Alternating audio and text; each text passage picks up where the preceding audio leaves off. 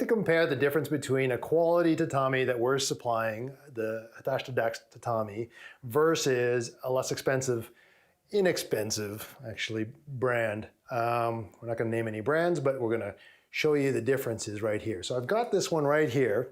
And the first thing you'll notice is it pretty much looks the same as any other mat.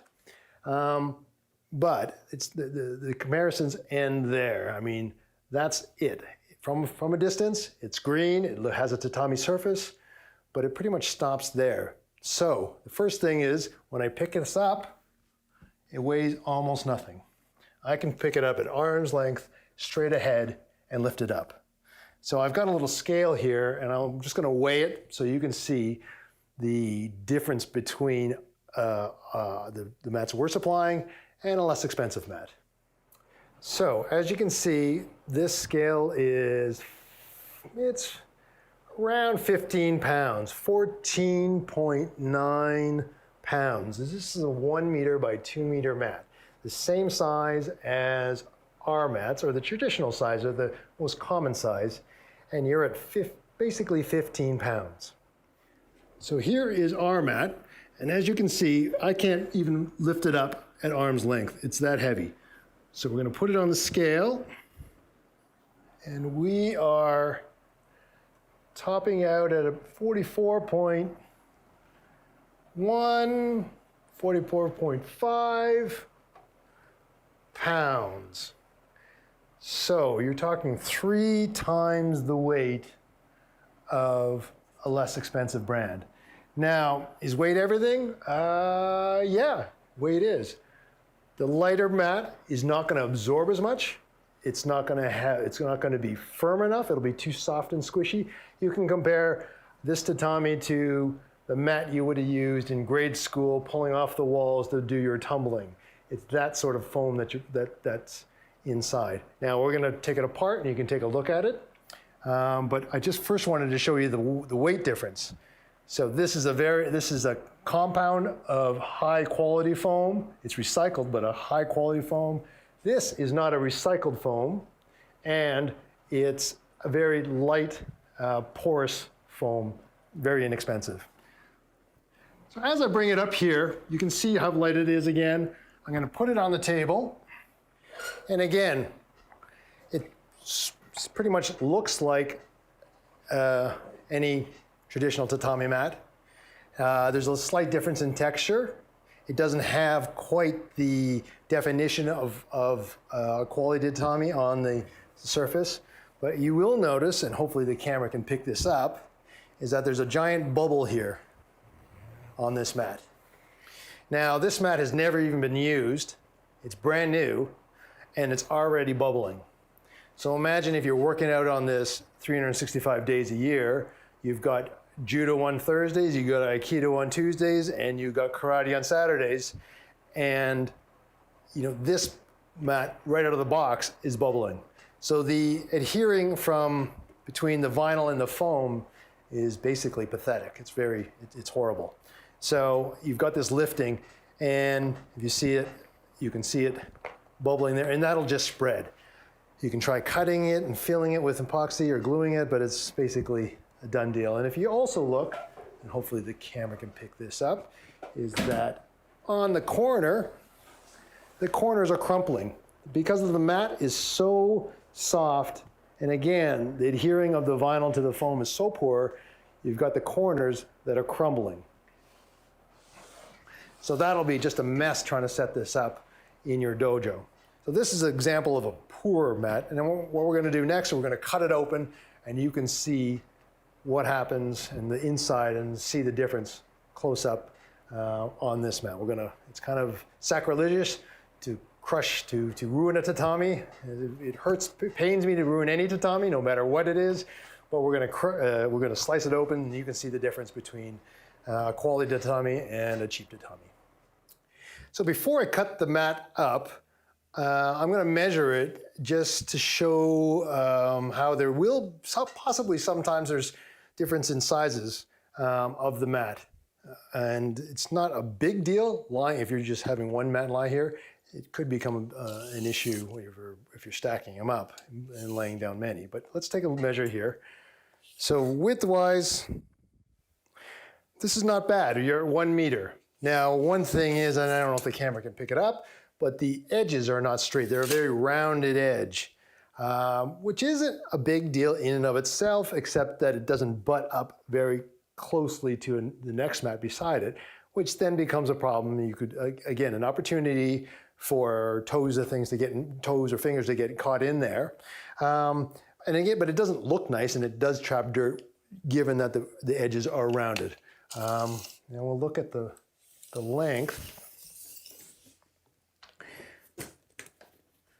Now the length, we're just under 2 meters. We're about actually a half a centimeter under 2 meters. Now, half a centimeter isn't bad, but if you're laying 5 in a row, 10 in a row, that's bad.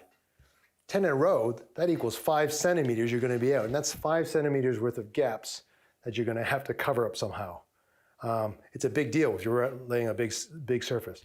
So again, with a inexpensive brand, these are the challenges that you're going to have to face. How are you going to fill in 5 centimeters of gaps between your mats? It's kind of difficult. You can try shoving foam in them, or padding one end, or jocking the entire area like a puzzle piece, putting the long ones beside the short ones.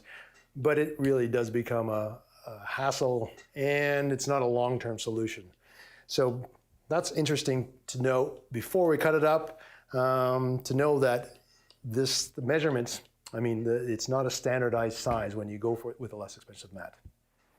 Okay, so I'm going to cut into this mat. I've never cut into a mat like this before, especially what is really a brand new mat, even though it's a sampling of how bad a mat can be. But we're going to try cutting into it and see what it looks like in the inside now that we showed the weight and the texture and other things. But let's give it a cut and see if how easy it is to cut into this. I'm going to cut right into the bubble here just to see what's inside. Okay, well, first of all, it cuts like butter. So that is amazing. That is amazing. So I'm going to cut in here. On the back does have rubber, so it's a little bit more difficult to cut through the back, but not a lot. There we go.